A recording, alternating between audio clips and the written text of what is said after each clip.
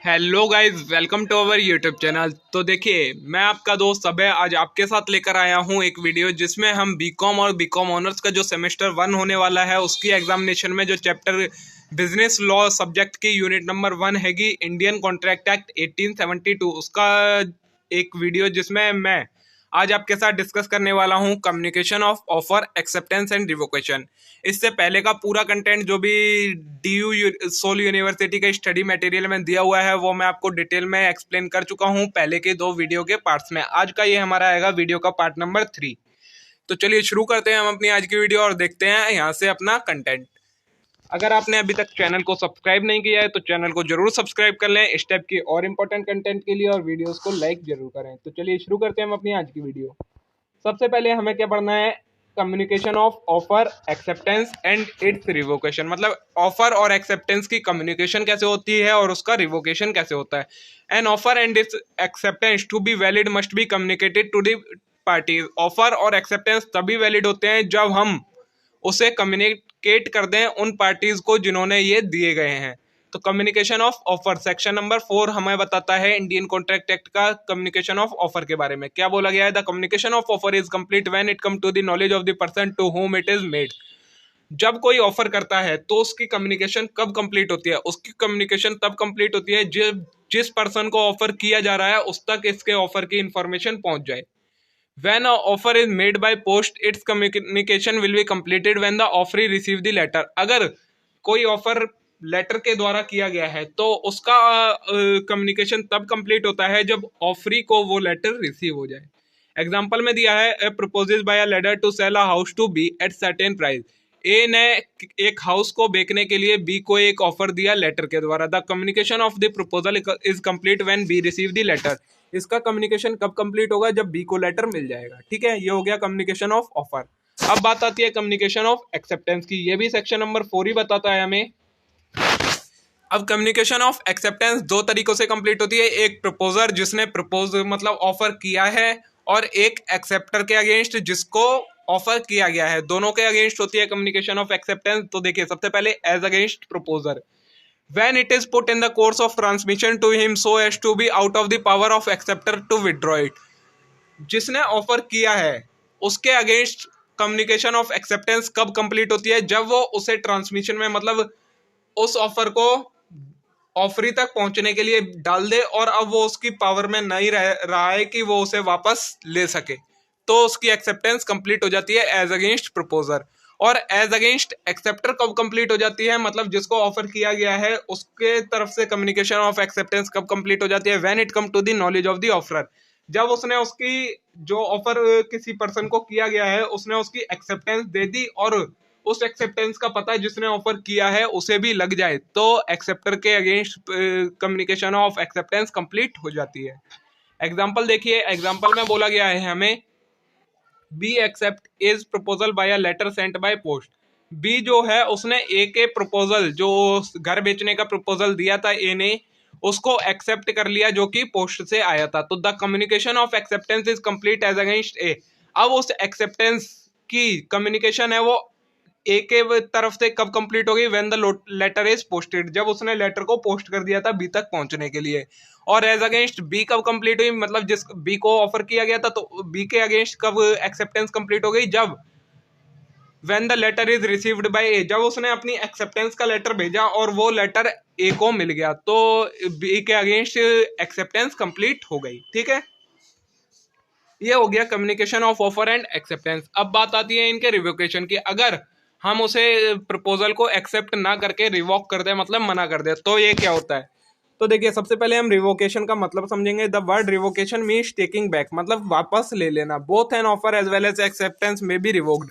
हम एक्सेप्टेंस और ऑफर दोनों को रिवोक कर सकते हैं। The communication of revocation is complete. Revocation की कम्युनिकेशन कब कंप्लीट होती है, ये भी 2 तरीकों से, as against the person who makes it, मतलब जिसने बनाए ऑफर दिया है उसके अगेंस्ट कब कंप्लीट हो जाता है revocation, when it is put in the course of transmission to the person to whom it is made so as to be out of the power of the person who makes it। मतलब जब वो उस revocation को जिसको offer किया गया है उसको भेज दे कि हाँ मैं तुम अपना ये ऑफर वापस लेना चाहता हूँ, और अब वो उस रिवोकेशन को वापस नहीं ले सकता जिसने ये रिवोकेशन भेजी है, तो revocation as against person who makes it complete हो जाता है। अब as against the person who made it, अब जिसको दिया गया है रिवोकेशन का उसके तरफ कब कंप्लीट होता है, जब वो उसे पता लग जाता है कि हाँ जिसने ऑफर किया था उसने अब इसकी रिवोकेशन भी भेज दी है। ठीक है, ये आपका कम्युनिकेशन ऑफ रिवोकेशन हो गया। अब रिवोकेशन ऑफ प्रपोजल, एक ऑफर की रिवोकेशन कब कंप्लीट होती है अकॉर्डिंग टू सेक्शन 5, ये इसको डील करता है section number 5। Proposal may be revoked at any time before the communication of his acceptance is complete as against the proposer but not afterward. Proposal का revocation तब complete किया जा सकता है उस टाइम से कभी भी पहले, जब तक उसकी एक्सेप्टेंस कंप्लीट ना हो जाए जिसने उसे ऑफर किया गया है। मतलब अगर हमें किसी एक्सेप्टेंस को रिवॉक करना है तो हम कब तक कर सकते हैं, जब तक जिसने ऑफर किया है उस तक वो एक्सेप्टेंस ना पहुंच जाए। अभी आपको एग्जांपल दिया है, आप इस एग्जांपल को रीड कर लीजिएगा। अब बात आती है रिवोकेशन ऑफ एन एक्सेप्टेंस। तो an acceptance may be revoked at any time before the communication of acceptance is complete as against the acceptor but not afterward. वही बात है, ऊपर हमने प्रपोजल की पढ़ी कि एक ऑफर कब कंप्लीट, ऑफर की रिवोकेशन कब कंप्लीट हो जाती है, जब जिसको हमने ऑफर किया है उस तक वो लेटर ना पहुंच जाए। और एक्सेप्टेंस की रिवोकेशन कब तक कंप्लीट हो जाती है, जब जिसको हमने एक्सेप्टेंस दी है उस तक वो लेटर ना पहुंच जाए, तो वो हो जाता है रिवोकेशन ऑफ एक्सेप्टेंस। अब देखिए मोड्स ऑफ रिवोकेशन और लैप्स ऑफ एन ऑफर। एक ऑफर और के रिवोकेशन के क्या क्या मोड्स हो सकते हैं, तो देखिए सेक्शन नंबर 6 से डील करता है various modes of revocation of offer के। तो नंबर 1 है by communication of notice of revocation. An offer may be revoked by communication of the notice of revocation.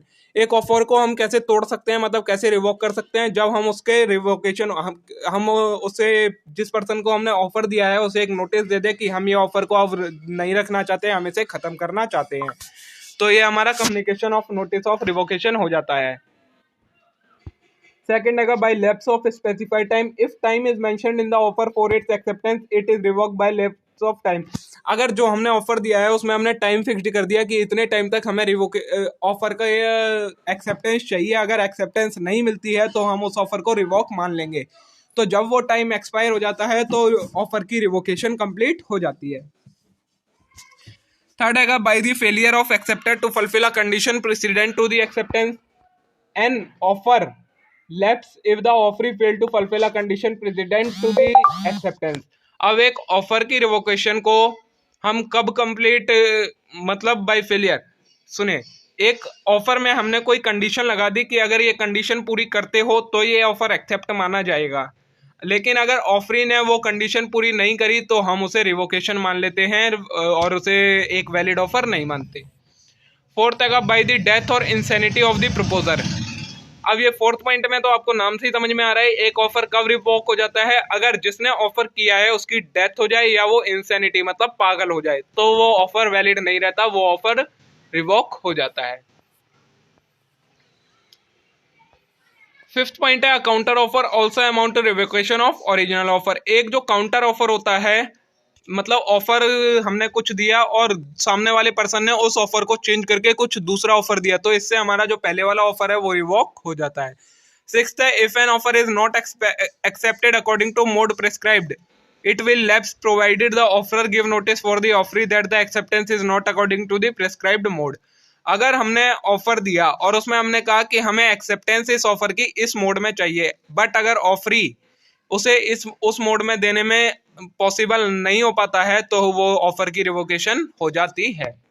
तो ये आपके 6 मोड देंगे, 6 मोड हो गए आपके रिवोकेशन ऑफ ऑफर के। अब देखिए आगे, देखिए अब आगे आएगा हमारा कॉन्ट्रैक्ट थ्रू पोस्ट। इसमें क्या है, when the contracting party make contract through post, जब हम पोस्ट से कॉन्ट्रैक्ट करते हैं बाय लेटर या फिर टेलीग्राम से, it is observe that the post office is the servant employed by party making the offer to deliver the offer and receive the acceptance. तो post office के जो servants होते हैं वो किसका काम करते हैं, जो ऑफर को डिलीवर करते हैं और एक्सेप्टेंस को रिसीव करते हैं। The rule of contract by post में भी समराइज्ड। अब इसके भी कुछ रूल होते हैं। Number 1, an offer is made only when it reaches to the offeree and not before. एक ऑफर कब बनता है, जब वो ऑफरी तक पहुंच जाता है, उससे पहले हम उसे ऑफर नहीं कह सकते। सेकंड है an acceptance is complete when letter of acceptance is put in the course of transmission so as to out of the control of the acceptor. जब एक्सेप्टेंस कब कंप्लीट होती है, जब जो पोस्ट ऑफिस का एम्प्लॉय है वो उस लेटर को पोस्ट करने के लिए भेज दें किसके पास, ऑफरर के पास, जो कि जब एक्सेप्टर की लिमिट से बाहर हो जाए कि वो उसे रोक ना सके कि मेरे को ये एक्सेप्टेंस कैंसिल करनी है, तो हम कहते हैं कि एक्सेप्टेंस कंप्लीट हो गई। सी आएगा, an offer may be revoked before the letter containing the acceptance is posted and not thereafter. एक ऑफर को हम कब रिपोर्ट कर सकते हैं, जब लेटर जिसमें एक्सेप्टेंस है वो पोस्ट ना हुआ हो, तब तक हम एक ऑफर को रिवोक कर सकते हैं। मतलब हमने अगर किसी को ऑफर किया है और उसने उस पर एक्सेप्टेंस दे दी है बट अभी लेटर पोस्ट नहीं करा है हमारे पास भेजने के लिए, तो तब तक हम उस के ऑफर को रिवोक कर सकते हैं। डी है, an acceptance may be revoked before it reaches the offeror. Acceptance को हम कब तक रिवोक कर सकते हैं, जब तक वो ऑफरर तक ना पहुंच जाए। ठीक है, ये आपके 4 पॉइंट रूल्स हैंगे जब कॉन्ट्रैक्ट हम पोस्ट के द्वारा करते हैं। बट जब कॉन्ट्रैक्ट होता है हमारा फोन के ऊपर, तो इसमें देखिए कॉन्ट्रैक्ट ओवर फोन और telefax are treated as same principle as those when the party are facing each other. जो टेलीफोन पर कॉन्ट्रैक्ट किया जाता है उसे हम सेम मानते हैं जब हम आमने सामने बात करते हैं। In both cases offer is made and oral acceptance is expected. इन दोनों ही केसेस में ऑफर किया जाता है और एक्सेप्टेंस भी उसकी ओरली ली जाती है। ठीक है, ये आपको केसेस वगैरह दे रखे हैं, आप इन्हें रीड कर लीजिएगा। हम चलते हैं आगे अपने नेक्स्ट कंटेंट पर, जो किया कैपेसिटी ऑफ पार्टीज। तो section 10 of contract act requires that an agreement to be enforceable by law must be made by the party competent to party. मतलब सेक्शन 10 हमें कहता है कि कॉन्ट्रैक्ट एक्ट के अंदर अगर कोई कॉन्ट्रैक्ट बन रहा है लॉ की नजरों में, तो वो उन्हीं के बीच बनना चाहिए जो पार्टी ऑफर बनाने के कंपिटेंट, कॉन्ट्रैक्ट बनाने के कंपिटेंट हो। मतलब उनमें एबिलिटी होनी चाहिए कि वो एक कॉन्ट्रैक्ट बना सके।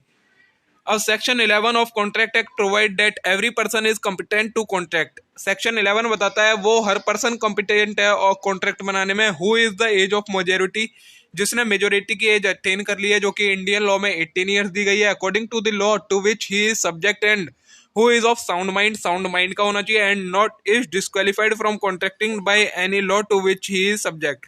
देखिए यहाँ पर एक वर्ड रह गया, एंड इज नॉट डिस्क्वालिफाइड। मतलब वो किसी भी टाइप के लॉ में डिस्क्वालीफाई नहीं होना चाहिए कि वो कोई भी कॉन्ट्रैक्ट नहीं बना सकता है, तो हम उसे कहते हैं कि वो कॉम्पिटेंट है कॉन्ट्रैक्ट बनाने के। This section deal with personal capacity in 3 distinct branches. 3 distinct branches में डील करता है। नंबर 1 जो हमने रीड करा कि वो मेजोरिटी में की एज का होना चाहिए, तो डिस्क्वालिफिकेशन बाय इन्फेंसी, अगर इन्फेंसी से डिस्क्वालिफिकेशन है मतलब वो माइनर है। डिस्क्वालिफाइड बाय इंसैनिटी मतलब लुएनिटीज मतलब पागल है। और other special disqualification bye personal law, अगर पर्सनल लॉ से डिस्क्वालीफाई है मतलब इंसॉल्वेंट है या कन्विक्शन है। ठीक है, तो ये अगर किसी पर्सन में पाई जाती है तीनों में से कोई भी एक चीज, तो वो इनकम्पिटेंट हो जाता है कॉन्ट्रैक्ट बनाने के। बाकी सारे पर्सन कॉम्पिटेंट है, वो कॉन्ट्रैक्ट कर सकते हैं। अब सबसे पहले हमें पढ़ना है डिस्क्वालिफिकेशन बाय इन्फेंसी। इसमें क्या पढ़ेंगे हम, इसमें हम पढ़ेंगे माइनर के बारे में। Age of majority, a valid agreement require that both the party to contract should understand the legal implication of their conduct, they must be mature mind, they should be major in age. अब देखिए as of majority का क्या है कि एक contract valid तभी होगा जब दोनों पार्टीज जो है कॉन्ट्रैक्ट की वो मेजोरिटी की एज में हो, उस हाँ मेजोरिटी की एज में हो। According to Indian majority act, Indian majority act 1875 है, उसमें every person domiciled in India shall be deemed to have attained the age of majority when he shall have completed his age of 18 year. Indian majority act है जो 1875 का, उसके according कोई भी person जो India में रहता है वो मेजोरिटी की एज में तभी आएगा जब वो अपने 18 ईयर्स की एज को कंप्लीट कर चुका होगा, and not before. In case guardian has been appointed in minor or where the minor is under the guardianship of court of ward, the person shall become major on the completion of the age of 21। अगर court ने किसी person को guardian दे रखा है तो उसकी majority की as 21 year पर कंप्लीट होती है। अब देखिए आगे नेक्स्ट टॉपिक है हमारा law relating to minor agreement. अगर कोई भी माइनर मतलब 18 ईयर से एज वाला कम वाला व्यक्ति कोई भी कॉन्ट्रैक्ट करता है तो उससे रिलेटेड क्या क्या लॉज होंगे। नंबर 1 में आएगा यहाँ से, एग्रीमेंट इज एब्सोल्युटली वॉइड। कोई भी एग्रीमेंट वॉइड होता है। एन एग्रीमेंट बाय और with minor is void ab initio. जब कोई भी माइनर कोई एग्रीमेंट बनाता है तो वो एग्रीमेंट वॉइड एब इनिशियो होता है, मतलब स्टार्टिंग से ही वॉइड होता है। It is considered to be a nullity and non existing from the very beginning. Thus, if a party who has parted with goods can trace them with the minor, then he can recover damages for the breach of contract or recover the price। मतलब अगर कोई minor agreement बना लेता है तो वो वैसे तो वॉइड ऑफ इनिशियो होता है। अगर कोई पार्टी के कुछ गुड्स डिलीवर हो जाते हैं माइनर को तो वो उन्हें वापस करने होंगे और उसका वो प्राइस रिकवर कर सकता है। ये फर्स्ट पॉइंट हो गया हमारा। ये आपको केस दे रखा है मोहिरी बेबी वर्सेस धर्मोदास वाला, ये आप रीड कर लीजिएगा। नेक्स्ट है हमारा सेकंड पॉइंट, ये सारे आपको एग्जांपल दे रखे हैं, आप इन्हें रीड कर लीजिएगा। सेकंड है नो रेटिफिकेशन, मतलब इसका मतलब क्या है, since the major contract is void ab initio it can not be ratified by the minor on attaining the age of majority. अगर माइनर ने कोई कॉन्ट्रैक्ट कर भी लिया है, हमें वैसे तो पता है कि वो वॉइड एब इनिशियो होता है, बट अगर माइनर चाहे कि मैं मेजर हो गया हूं, अब मैं उस कॉन्ट्रैक्ट को रेटिफाई कर लूं, तो वो ऐसा नहीं कर सकता क्योंकि वो कॉन्ट्रैक्ट वॉइड एब इनिशियो होता है। ये आपको एग्जाम्पल है, एग्जाम्पल रीड कर लीजिए। थर्ड पॉइंट है no restitution, when a contract become void it is not to be performed by either party. जब कोई कॉन्ट्रैक्ट वॉइड हो जाता है तो वो कोई भी पार्टी उसे परफॉर्म नहीं कर सकती। But if any party has received any benefit under such a contract from the other party, but अगर फिर भी किसी पार्टी ने परफॉर्म कर दिया और दूसरी पार्टी को बेनिफिट मिल गया, तो ही मस्ट रिस्टोर इट और make compensation for it to the other party. तो जिस पार्टी को बेनिफिट मिला है उसे वो रिस्टोर करना पड़ेगा, मतलब वापस देना पड़ेगा, और उसके लिए कंपनसेशन देना होगा अगर उसने उस को यूज कर लिया है। तो दिस इज कॉल्ड रेस्टिट्यूशन, तो हम इसे रेस्टिट्यूशन कहते हैं। A minor is not liable to repay any money or compensation for any benefit that he had receive under the void contract. But अगर वॉइड कॉन्ट्रैक्ट के अंदर माइनर को कोई बेनिफिट मिल गया है या मनी मिल गई है, तो वो उसे रिपे करने के लिए लायबल नहीं होता। कोर्ट में however in certain case while ordering the cancellation of instrument, ये आपको एक्स्ट्रा दे रखा है, इसे आप छोड़ दीजिए। फोर्थ है नो एस्टोपल, तो इसमें क्या है, अ minor is not bound by miss representation. एक माइनर रिप्रेजेंटेशन से भी बाउंड, अगर वो कुछ गलत रिप्रेजेंटेशन करता है तो उससे भी बाउंड नहीं है। If a minor procure a loan or enter into any other agreement by representing that he is full of age, मतलब अगर कोई माइनर गलत अपनी एज दिखा के कि वो मेजर हो गया है, किसी कोई लोन ले लेता है या किसी एग्रीमेंट में एंटर हो जाता है, he can not be prevented from pleading his minority in his defence. तो हम वो अपनी माइनॉरिटी को प्ली करके उस डिफेंस यूज कर सकता है अपनी माइनॉरिटी को, मतलब उस लाइबिलिटी से बच सकता है। He will not be held liable under the contract, और वो इसके अंदर लाइबल नहीं रहेगा।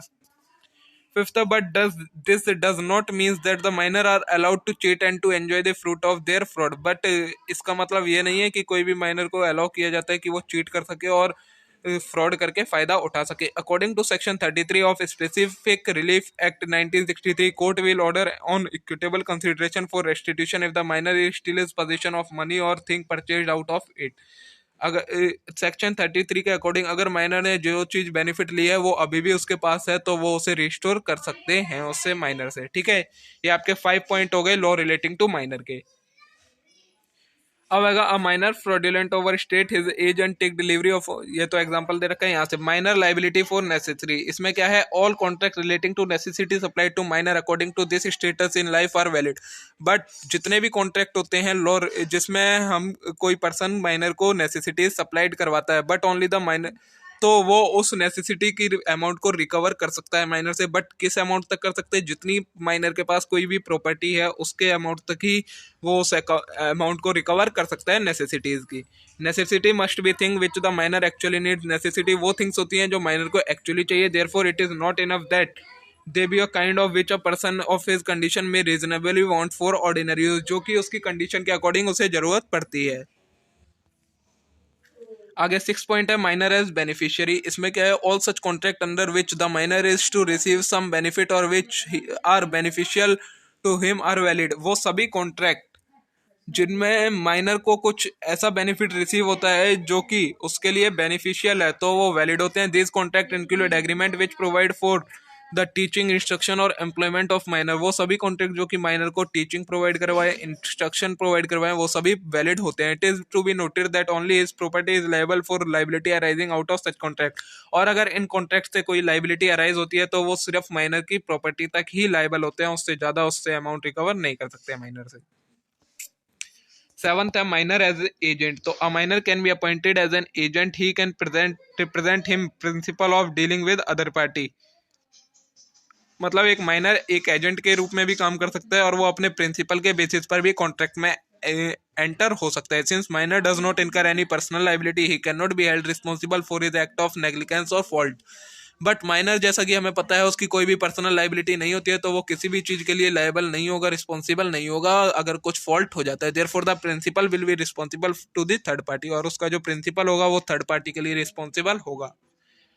एट्थ का minor as a partner, a minor can not be a partner of a firm, एक माइनर किसी भी फर्म का पार्टनर नहीं हो सकता। An agreement of partnership making minor a full fledge partner is invalid between all partner, however he may be admitted to the benefit of already existing partnership firm.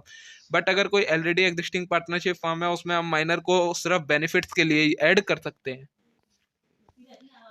फिर रहेगा हमारा 9th point, minor as a member of a company, a minor can not be a member of a company since he is incompetent to enter into a contract. Minor किसी भी company का member नहीं बन सकता। A minor may be allotted share, his name may remain on the company register of member but during minority he incur no liability. एक minor को हम share allot कर सकते हैं, उसका नाम कंपनी के रजिस्टर में रख सकते हैं, बस उसकी कोई भी लायबिलिटी नहीं होती है। ये आपका आएगा 9th नंबर पॉइंट।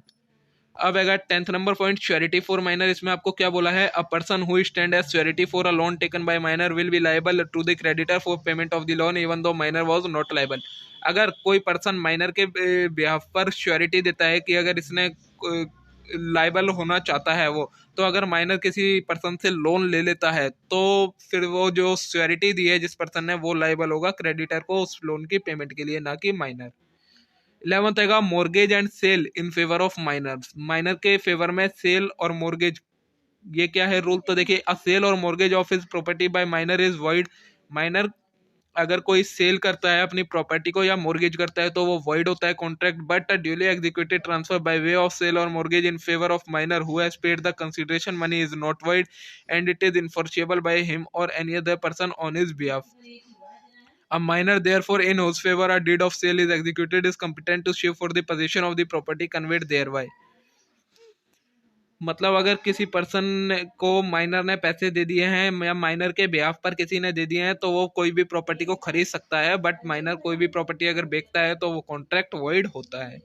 12th का minor can not be declared as insolvent, एक माइनर को हम इंसॉल्वेंट डिक्लेयर नहीं कर सकते क्योंकि उसकी कोई भी पर्सनल लाइबिलिटी नहीं होती है। दस the contract made with the minor can be under 3 head, minor के द्वारा बनाए गए कॉन्ट्रैक्ट 3 हेड के अंदर आते हैं। वैलिड कॉन्ट्रैक्ट कौन कौन से होते हैं, तो contract for necessity which include goods as well as services, मतलब वो कॉन्ट्रैक्ट जिसमें माइनर को नेसेसिटीज प्रोवाइड की जाती हैं वो सभी वैलिड होते हैं। फिर बी नंबर में आते हैं contract for loan taken to purchase necessity, और लोन जब लिया जाता है नेसेसिटीज को परचेज करने के लिए तो वो कॉन्ट्रैक्ट वैलिड होते हैं।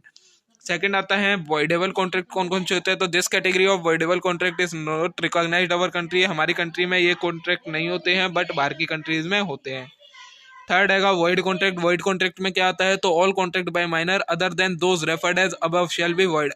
बाकी जितने भी जो हमने 12 कॉन्ट्रैक्ट्स पढ़े उनमें से जो ऊपर हमने 2 छोड़ दिए, उसके अलावा जो बाकी 10 कॉन्ट्रैक्ट बचे हैं वो सभी वॉइड होते हैं लॉ की नज़रों में, जो भी माइनर के साथ किए जाते हैं। कहा गया है disqualification by insanity. According to section 12 a person is said to be of sound mind for the purpose of making a contract if at the time when he makes it he is capable of understanding and of forming a rational judgement as to its effect upon his interest. मतलब एक person को हम sound mind का तब कहेंगे जब वो contract बनाते समय उस कॉन्ट्रैक्ट की सभी टर्म्स और कंडीशन को समझने में कैपेबल होगा, तो उसे हम साउंड माइंड का कहेंगे। A person who is usually of sound mind but occasionally of sound mind may make a contract when he is sound mind।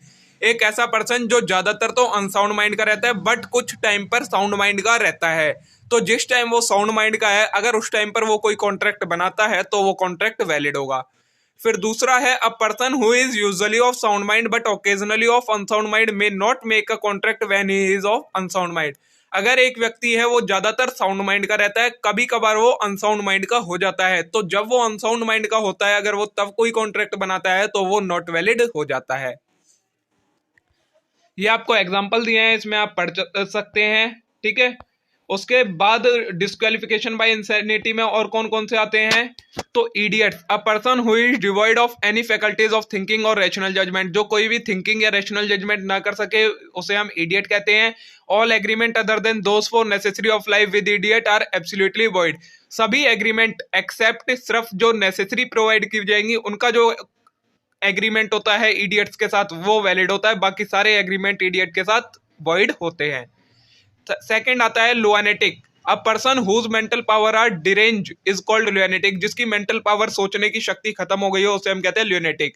लुआनेटिक is not a person who is continuously in state of unsoundness of mind but he may be lucid interval, ये जो person होता है ये हमेशा unsound mind का नहीं रहता, but ज्यादातर इसके इंटरवल जो होते हैं टाइम के वो ल्यूनेटिक पीरियड में होते हैं।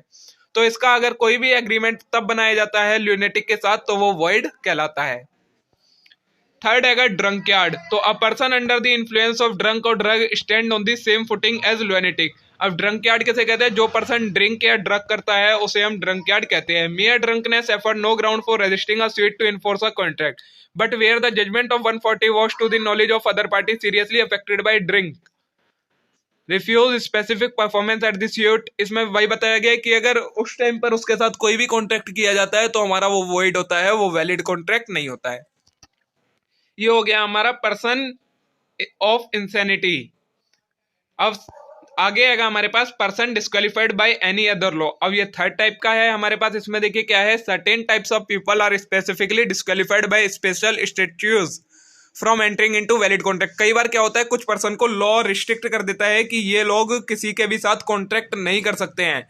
तो इस टाइप के पर्सन भी के साथ भी जो कॉन्ट्रैक्ट होता है वो वॉइड होता है, ये कॉम्पिटेंट नहीं होते कॉन्ट्रैक्ट करने के लिए। तो चलिए देखते हैं कौन कौन से ऐसे लोग हैं। नंबर 1 है हमारे पास एलियन एनिमीज। अब एलियन एनिमीज क्या होते हैं? अ person who is not a citizen of not a Indian citizen is an alien enemy. वो सभी पर्सन जो कि इंडिया के सिटीजन नहीं है वो एलियन एनिमी होते हैं। एन एलियन एनिमी में be either an alien friend और एन एलियन एनिमी। मतलब जो इंडिया का सिटीजन नहीं है उसे हम एलियन कहते हैं। अब एक एलियन पर्सन या तो एनिमी हो सकता है हमारा या फ्रेंड हो सकता है। An alien friend is one whose state or sovereign is at peace with India. जिस कंट्री का वो पर्सन है उसकी अगर इंडिया के साथ शांतिपूर्वक बात चल रही है, कोई लड़ाई झगड़ा नहीं है, तो वो हो गया हमारा है एलियन फ्रेंड। बट अगर किसी कंट्री के साथ इंडिया की वॉर चल रही है तो उस देश के जितने भी लोग होंगे वो हमारे एलियन एनिमी होंगे। और a contract with an enemy becomes unenforceable on outbreak of war. अगर वॉर चल रही है तो जो उनके साथ कॉन्ट्रैक्ट होता है वो अनइन्फोर्सेबल होता है और वो वॉइड कॉन्ट्रैक्ट कहलाता है, वैलिड नहीं होता। ये आपको इसी के बारे में दे रखा है, आप इसे पढ़ लीजिएगा। सेकंड पॉइंट आता है फॉरेन सॉवरेन एंड एम्बेसडर्स। तो foreign sovereign and accredit representative of foreign state, ambassadors हम जिन्हें कहते हैं high commissionery, enjoy a special privilege in that they can not be used in Indian court unless they voluntary submit to the jurisdiction of Indian court, though they can enter into contract through agent residing in India. In such cases the agent become personally liable for the due performance of the contract. अब देखिए जो foreign sovereign और ambassadors होते हैं ये भी किसी के साथ कॉन्ट्रैक्ट नहीं कर सकते, लेकिन कोर्ट ने इन्हें अलाउ कर रखा है ये किसी इंडियन एजेंट के थ्रू कॉन्ट्रैक्ट में एंटर हो सकते हैं। बट अगर ये अपनी लाइबिलिटी को फुलफिल करने में मना कर देते हैं और उसको फुलफिल नहीं करवाते तो जो इंडियन एजेंट होगा वो पर्सनली लायबल होगा इन सभी ड्यूज के लिए परफॉर्मेंस की। ठीक है, ये हो गया आपका सेकंड पॉइंट। ये दो वो लोग हैंगे जो लॉ के द्वारा रिस्ट्रिक्ट किए जाते हैं कॉन्ट्रैक्ट करने से, एक एलियन एनिमी और एक फॉरेन सॉवरेन एंड एम्बेसडर्स। अब आएगा हमारे पास कॉर्पोरेशन। कॉर्पोरेशन क्या होता है? तो a corporation is only artificial person created by law. एक आर्टिफिशियल पर्सन होता है जो लॉ के द्वारा क्रिएट किया जाता है, जैसे कि a company registered under companies act, public bodies created by statutes such as Industrial Finance Corporation of India. A corporation exists only in contemplation of law. ये सिर्फ एग्जिस्ट कहाँ करती है? लॉ के कंटेम्पनेशन में, मतलब लॉ की आइज में एग्जिस्ट करती है। It has no physical body और फॉर्म, इसकी कोई फिजिकल बॉडी और फॉर्म नहीं होती। इट कैन होल्ड प्रॉपर्टी, ये प्रॉपर्टी होल्ड कर सकती है। कैन सेल्स, बेच सकती है। और परचेज गुड्स को सेल परचेज कर सकती है। एंड कैन स्यू और be sued in relation to any of the contract entered into by it. और किसी पर भी केस कर सकती है और इस पर भी कोई भी केस कर सकता है। Being a mere creature of law, it cannot go beyond those objectives which had been laid down in the charter of its creation. अब जैसे कि आपको पता है कि ये लॉ के द्वारा बनाई जाती है, तो ये जो इसके ऑब्जेक्टिव इसके चार्टर में डिफाइन किए जाते हैं उनके बियॉन्ड जाकर कोई भी काम नहीं कर सकती।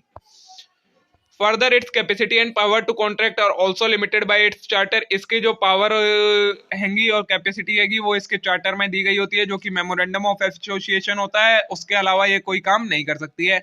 Any contract beyond such power ultra vires and void. अगर उससे बाहर जाकर कोई भी ये कॉन्ट्रैक्ट में एंटर करती है या कोई भी काम करती है तो वो वॉइड होता है, अल्ट्रावाइड होता है। Beside that, a company etc. cannot make a certain contract at all. Contract to marry, और ये कॉन्ट्रैक्ट टू मैरी नहीं कर सकती है। थर्ड है हमारा कॉन्विक्ट्स। तो while undergoing sentence a convict is incapable of enter into a contract. और थर्ड टाइप का जो हमने दो ऊपर पढ़े, फॉरेन एम्बेसडर, एलियन एनिमी, उसके बाद थर्ड हैगा हमारा कन्विक्ट।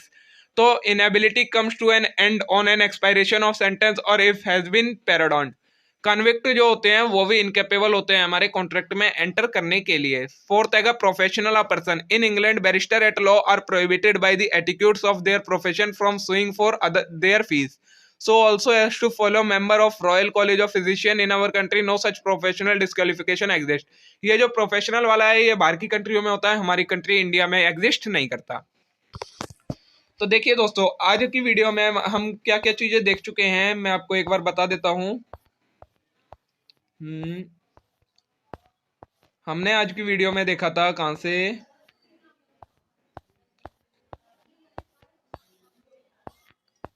यहां से,